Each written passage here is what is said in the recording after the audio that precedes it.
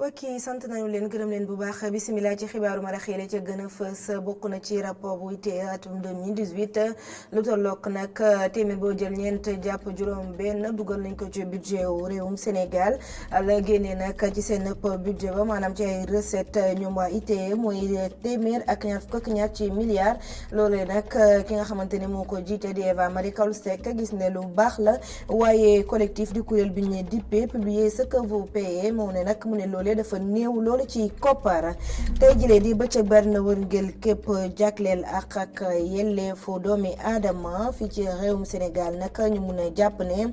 mbir yi moom mu ngi jaar yoon waaye neem foofu rek ñu xool gone yi nekk ci mbedd mi ñu xool naka la ñuy leen fay jëlee delloo leen ci biir kër yi leneen it loo xamante ne fas yéene ko waxtaanee ci biir xibaar yi mooy ñooy sàkku soxna yeeg ñaaw teef yi ñuy def gone yeeg tout tànk yi ñu jàpp ne ci weeru janvier jàpp weeru novembre fukk ak ñeenti soxna daal nañu leen sàkku gannaaw bi nag ñu daal leen di faat ñu amaloon ab forum organisation société civile yi nag ne dafa doy loolee dafa war a dakk foofu rek ñu xool nañu yokkee daan yi waaye soxna yi nga xamante ne dañ leen di sàkku it bu ñu génnee ci loolu ñu jàppale leen bu baax ci seen dundin loolay ponk yi mbokk yi bu ngeen taaxirloo ñu daal di koy faram fàccee.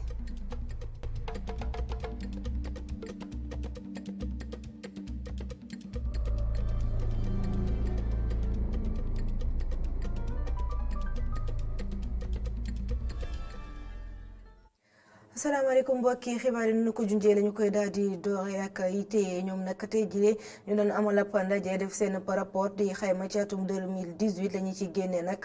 ñeel wàllum recette mi ngi toll ci téeméer ak ñaar fukk ak ñaar ci milliards jël nañ ci nag leen ci loolee dugal ko ci budget Sénégal ñu mun a jàpp budget Sénégal téeméer boo jël ñeent fukk ak juróom-benn ya mi ngi bàyyeekoo ci koppar ITIE bu ngeen xaymaa nag mooy lay bàyyeekoo ci industrie minière njort nag mun naa rafet ndax ñu ngi wax wàllum pétrole ak gaz ci réewum Sénégal loolu nag bu ñu ko gisee ba tàmbali koo jëfandikoo recette bi mun naa gën a yokk bu baax Cheikh Assane Fall mu nga woon ca lël ba reportage. 122 milliards ci sunu xaalis lii de mooy koppar goo xam ne génn na ci sunu suuf yi ci atum 2018 loolu sax dugg ci sunu économie 110 milliards ci xaalis googee nekk loo xam ne dugg na sax ci budget nationalu at bile ab contribution boo xam ne kii jiite comité national bu ITIE rafetlu na ko bu baax te jàpp ne secteur minier bi lu mu joxe moo ëpp loolu. Cette année.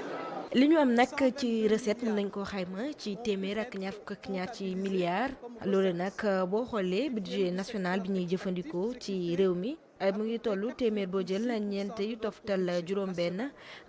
ressource minière ak hydrocarbure bi moom dafa doon lu am solo loolu ci li nga xamante ne moom la ñuy liggéey waaye nag njort mun naa rafet ndax ñi ngi wax mbirum pétrole ak gaz loolee moom buñ ko tàmbalee jëfandikoo rek yokkuteef dina am bu baax ci suñu recettes yi. Que cela aura un impact beaucoup plus important. ab koppar goo xam ne mënoon na gën a dund su fekkoon ne nguur gi xolaat na bu baax politique fiscale am loolu de ku ko gisee mooy ki fi teewal waa société civile la. naam at bu ne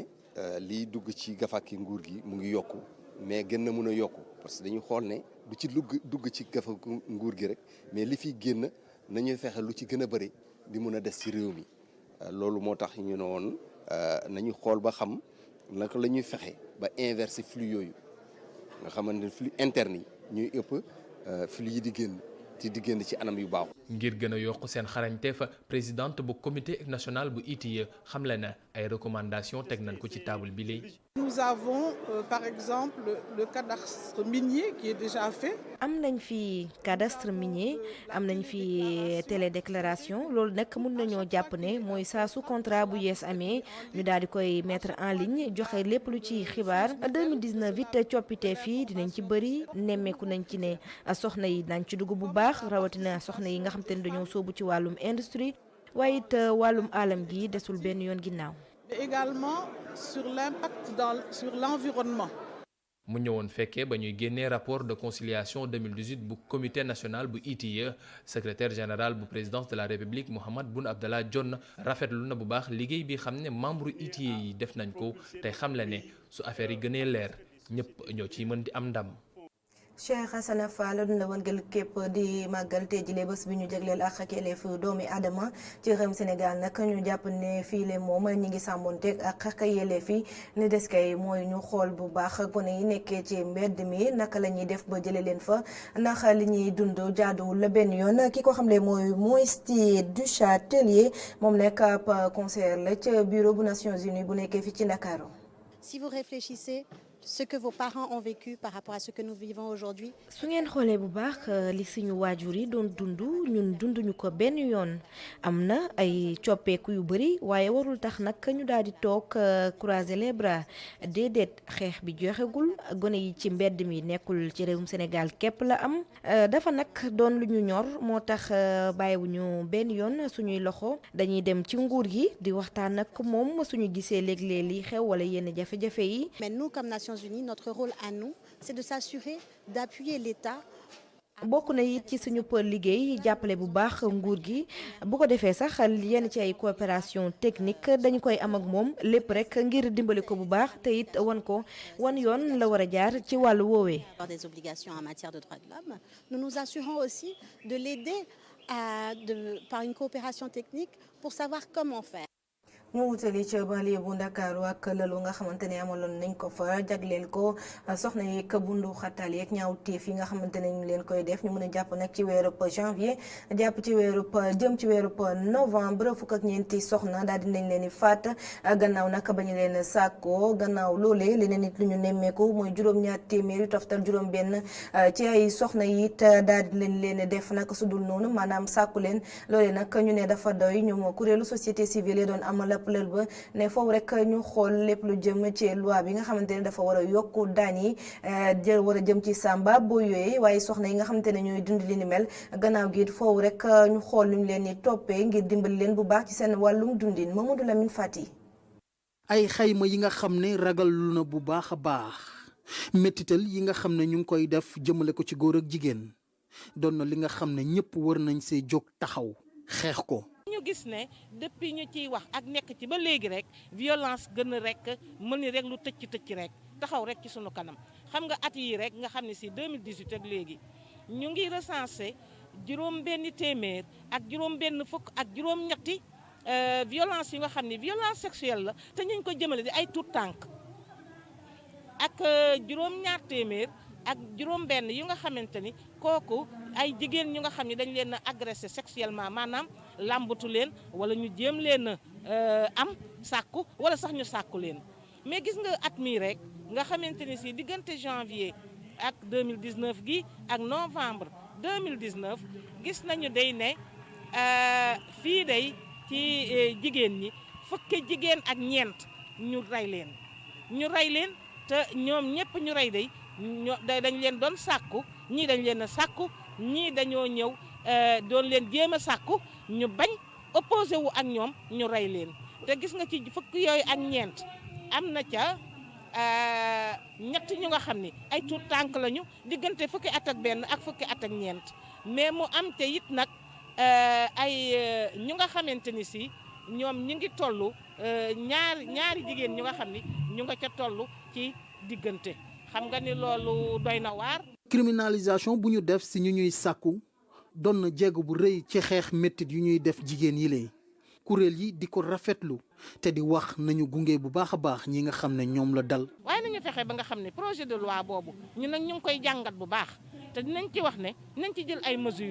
mesures d'accompagnement ba nga xamante ni si boo lëggee loi bi dañ ko mën a appliquer waaye kat buñ ca jógee it na am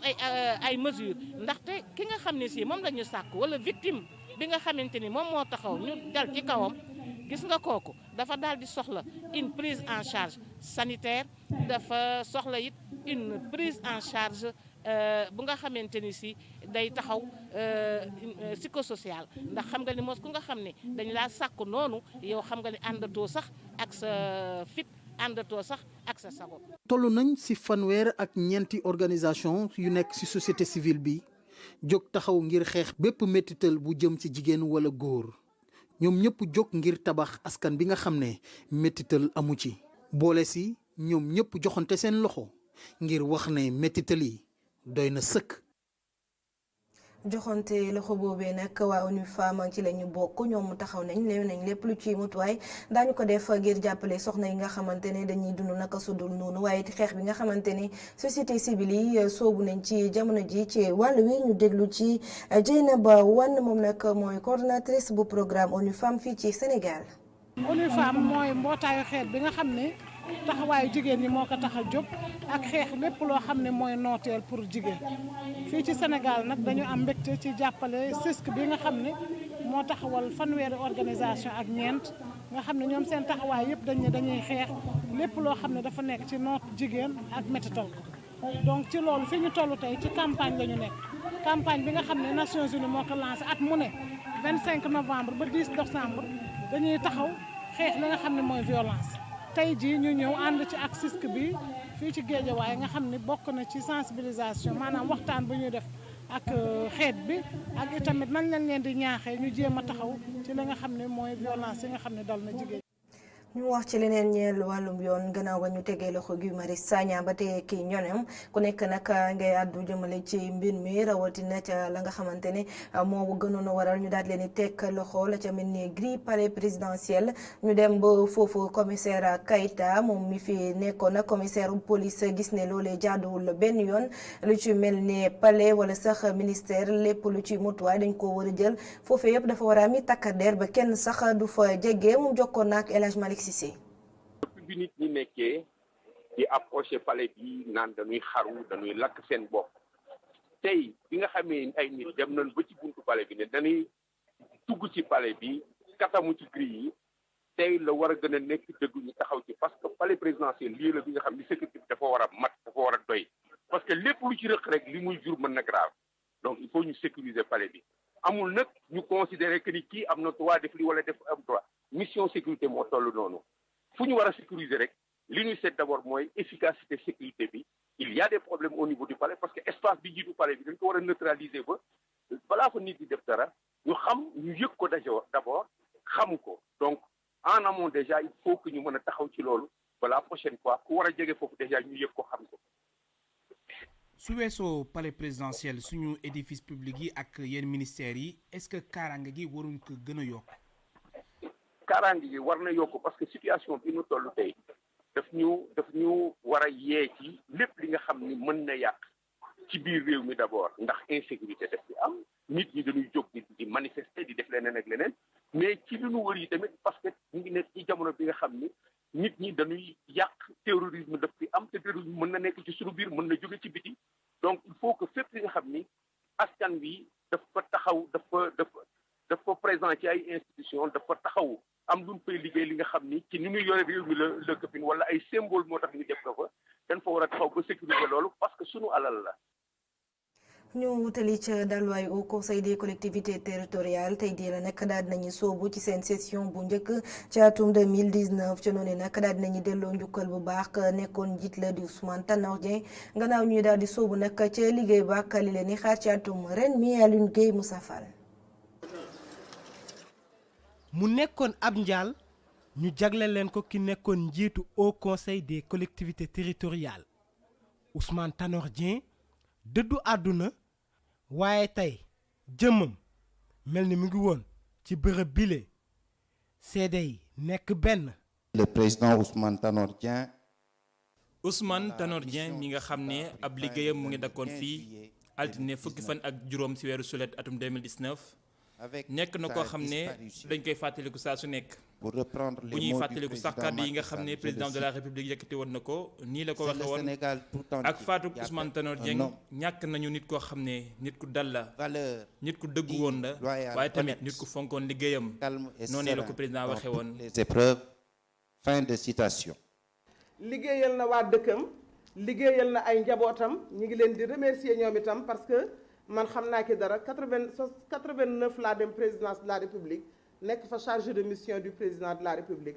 mu boole sama loxo Abdou Diouf ak loxo Tanor ni ñu ànd leen ngeen jàpp ci liggéey bi ba mu rafet boobaak léegi tàqalikoo wuñu. ñoom membre au conseil bile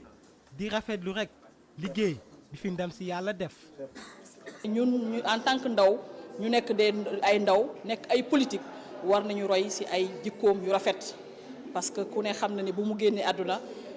lu rafet rek la ñu dégg ci moom te li ñu xamutoon ci moom yëpp ñun côtoyé nañ ko durant 3 ans mais yu bëri bu mu génnee àdduna la ñu gën a xam kan mooy nit ki. ku mel ni président Ousmane Tanor Dieng au conseil dafa juddu ak moom mu nekk fi ak ñun bi mu fi nekkee nekkin bu gàtt naam mais mu ñu def fi lu am solo. HCCT am liggéey bu mu nar a def ci atum 2020 bi. défis yi bëri na les défis sont énormes ku ne xam ne tey les collectivités territoriales défis yi pour développer le Sénégal il faut ñu territorialiser les politiques publiques pour mun a atteindre défis yooyu. au conseil ak présidente bu bees bi dañu wax ne balaa askan wi di ci taxaw ñun suñu bopp nañu pousse gox-goxaan yi maire yi ak ñëpp ñu waxtaan ci ak ñoom état bi aussi ñu xool lu ciy waru garam bu dee dañu war a yokk ay moyens ci communes yi bu dee dañ leen war a gën a dooleel bu dee responsabilité communes yi aussi ci seetal seen dëkk yi dafa néew naka la ñuy fexee ba yokk ko loolu yëpp ci biir audition yi ak ci waxtaan wi ci lañ ko nar a def. Au conseil des collectivités territoriales daal di tàmbali ab liggéeyam njiit lu bees li nar a topp rek tànk kim fi wuutu nekk tamit àndandoom bu yàgg di Ousmane Tanor Dieng. ñu tëli ca pencum ndaw réew mi ak jëwriñ yi di Mansour Faye moom nag la ñu dénk lépp lu jëm ci wàllum développement communautaire muy biral nag ne képp koo xamante ne yor nga carte d'égalité des chances ci atum 2020 sa xel mun naa dal ci wàllum kaaraange social budget nag ñu ngi ko xayma ci téeméer ak $1 milliard yu toftal jëwriñ gi ñu dénk nag koppar yi gis ne loolee dafa néew loolu ci ministère bi daa ci xool naka lañ ko mun a andi ay coppite fooy nag nañu déglu Mansour Faye nekk jëwriñ gi ñu dénk wàllum développement communautaire ci Mamadou bi passi soxo waaw bourse yi xam nga bourse yi dafa nekk lu am solo président daf ko lancé depuis 2013 mu 316 000 ménages di ci jot ci 316 000 ménages yooyu am na ñu nga xam ne ñoo am les cartes d'égalité de chance 25 000 mais président dafa jël décision mu ni képp koo xam ne léegi am nga carte d'égalité de chance dañ lay dugal ci bourse bi nga am ko à partir de 2020 donc loolu dafa nekk mesure bu am solo parce que globalement population bu tourne c'est 75 000 personnes la et loolu lu rëy la donc bourse bi macha allah ñu ngi ciy liggéey xëy na daañu xool fi la ji bi jamono ñi nga xam ne nekk nañ ci bourse bi te war cee génn bu ëllëg. ñu wutali ca commune bu Kolda wax ca askanu Guinée fa nekk jamono ji nekk ca njàqare ndax la xew ci seen réew ñu gis ne nag dañoo war a roy ci réewum Sénégal ndax jàmm ju fi nekk laata loolu rek foofu rek ñu saytu waaye xoolit ñu nekk ca réew ma te amuñu këyit te ñu dippee leen ay sans papier ñu déglu njiitu kuréel la di Abdoulaye Diallo. population bu nekk Sénégal fii ñi gën a bëri maanaam am na Guinéen bu baax a baax. mais ñoom amuñu ay kayit amuñu ay identification loolu moo leen manqué léegi ñun loolu lañ bëgg a ñu jox leen kayit ñoom yëpp dem nañu ba ambassade dem nañu gis autorité administrative yi nekk fii yëpp maanaam nguur Sénégal gis nañ leen ñoom yëpp wax nañ leen ñuy liggéey pour ñu defaraat loolu yëpp ñoom yëpp ñu am kayit après ça li nekk si société Sénégal bi ñuy si jël jàngat bu bëri parce que gis nañ ni pël yi séeréer yi joolaa yi ñoom yëpp dañoo bokk ndey ak baay maanaam ni doo sentir boo fi nekkee boo nekkee Sénégal fii doo sentir yow soose nga wala yow malenke nga yow et cetera alors que léegi nag loolu lañ bëgg a yóbbu suñu réew foofu ñun tamit bu ñu paree suñu liggéey bi loolu la ñuy yóbbu foofu ñu won leen exemple bu nekk fii ci Sénégal boobu exemple bu baax la si monde bi maanaam Sénégal mun naa leen compter parmi les premiers pays. ñu jugee Kolda daal di xuus ba Gambie ak la fa xewoon ci ay bés yi ñu génn xewoon sax ca waaxu Mauritanie yi nekkoon doomu réewu Sénégal ak Gambie ak yeneen i réew yu jëloon gaal gi wutali tugal ñoom ñooñee nag gannaaw la fa xewoon di ab jiyee Gambie nag lu tollook 240 benn ci seen i doom ña nga woon ca boobu lépp gaal ñoom sax ñibbiwaat nañ ca Gambie bañ tàmbali leen séddale dugal nañ leen ci lu tollook 5 bus ngir nag delloo leen fa nga xamante ne la ñu bàyyee ko woon Amadou Bari. pour Assane Ndour di moolu tollu ci ñaari fukki at ak juróom kanam ji sonn mu mel ni ku ci lakk yooni tukkim wutali Europe jeex na ginnaaw daa nekk fukki fan ci biir ndox mi ak xeetu coono bu nekk ñu fekk si ko ci këram ak mbokkam yi Assane dafa daal di mucc ci gaal bu soox ci géeju Mauritanie muy xamle ne par chance rek la génne ci accident bi faat lu mat juróom benn fukki doomi aadama. accident bi daal suñ essence bi jeex na suñ lekka bi jeex na amatuñ fu ñoo dem waaw ñu seer buñ saanee suñ lankaat bi gaal gi ni muy wiitee bu muy def nii ok boobu ul bi jóg na si kaw ok ñëwee dafa dal gaal gi ban waxtu la woon boobu si suba la boobu boor seet si nañu yow gis nga ñu lab si gaal si ndox mi gis naa leen nii ñu ngi lab waaye mënuñu si dara bul jooy bu ñuy wax ak moom papa ji daal di jooy moom nee na dafa feebar juróomi at ngi nii te amul ku koy dimbali. bul jooy plus. doom ji di ko noppiloo yaayam taxaw ci wet ji di xamle ne yegul dara ci dem doomam ji te du nangooti mu demaat. kon nangu sax mu delluwaat. ñaanuma ko yàlla sax. dimbal kii mu ngi feebar. moo ma dee dimbale. mu teg jël dépasse bi teg ko si kaw la loolu la def si néegam. léegi wàllum napp gi yaakaaroon ne mun na ci am lu muy suturul. napp waaw. su amee gaal itam mun na see napp di dem. waaw lu mu am rek parce que si gaal yi la doon liggéey. waaw di si sutura di ma jox dépasse lay toog. Assane di ci tontu bu amul li ko gënal fii dina demati lu ci mën a am mu jël. waaye yow nee nga bu amaatee beneen yoon da ngay dem parce que gisoo fii lu la gënal la. su nekkee gis naa ko fii moom. dinaa toog du ma demati. ok waaye li ko mooy bu amaatee yoon da ngay dem boo ci desee tamit nga. moo si gaañu. waaw boo si dee waaw. moo xam ne rek waaw loolu laa am.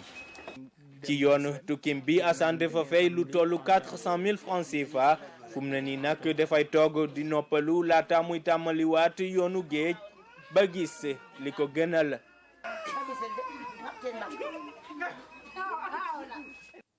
mi ngi wax mbokki xibaaru marax yi fii leen daal di yem 19h45 Assane Gueye ñoo andi leen xibaar yi ci kàllaamay nasaraan 20h30 ngeen ànd ak Xalifa ci seen émission Kéenu Askan Wi sant leen gërëm leen bu baax ci teewlu bi jërë ngeen jëf.